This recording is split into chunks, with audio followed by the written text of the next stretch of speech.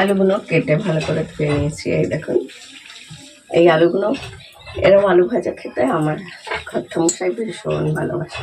আগে দিয়ে যেত আমার এক বান্ধবী, ওদের চাষের আলু, সেটা খেতে আরও সুন্দর লাগে। এখন আর হয় না, এই দিয়ে না, এবার কিনে নিয়ে এসছে এরকম ছোটো আলু ভাজা খাবে বলে এরকম গোল গোল করে।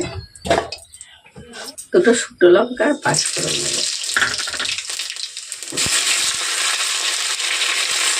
এবার শুকনো লঙ্কা আর 5 ফোড়ন নেবো, সেটাও বেশি ভালো হয়। এটা আমার কাকিমা করছে, সব থেকে আমিও করি, খুব ভালোবাসি। এবার দিয়ে দেবো নুন আর হলুদ। এই যে 5 ফোড়ন আর লঙ্কার যে গন্ধটা খাবে খুব ভালো লাগে।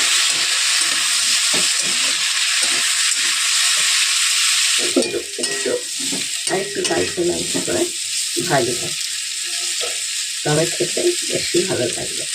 তাড়াতাড়ি থাকে, বাজে হবে 8টা, তাই এরকম আলু ভাজাটা করে নিয়েছি। এর সঙ্গে যদি ডাল না তবে তো জমবেই না, তাই না? খাওয়া দেখুন, এই তো আলু ভাজাটা একবার হলেও করে দেখবেন বাড়িতে, কি ভীষণ ভালো লাগে, তবেই বুঝতে পারবেন। ছোটো আলু তো এখন সবাইকার বাড়িতেই আসে, না আসলেও আনতে লাগে। দেখুন হয়ে গেছে আমাদের আলু ভাজা।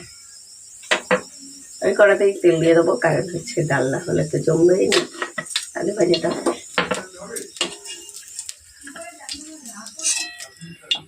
ডালটা আমি সেদ্ধ করে নিয়েছি, আর সেদ্ধ হয়ে গেছে। দিয়ে দেবো গোটা জিরে ফোড়ন,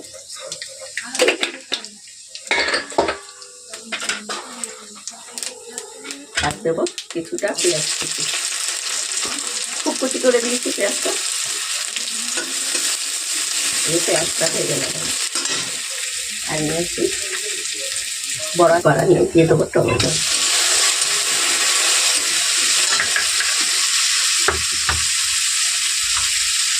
নুন দিয়ে দেবো, টমেটোটা গলে যাবে নুনটা দিলে।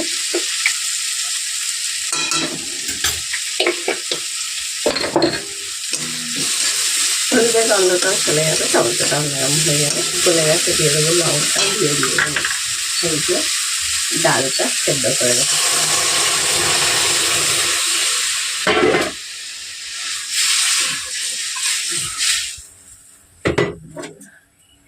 একটু কেটে দেবো, ফুটে গেলে অনেক হয়ে যাবে আলু ভাজি দিয়ে ডাল খাওয়ার জন্য। একদম সিম্পল রান্না, সকালবেলা, পরে আবার হবে, কিন্তু এখন তার মতো পেঁয়াজ দিয়ে আর ওপর দিয়ে দিয়ে দেবো একটু ধনেপাতা। হয়ে গেল। সকালবেলা মাছ টাছ খেতে চায় না, তো ওই জন্য এই রান্না হচ্ছে, খেয়ে চলে যাবে। বন্ধ করে দেবো গ্যাসটা। হয়ে গেল। সবাই সুস্থ থাকবেন, ভালো থাকবেন।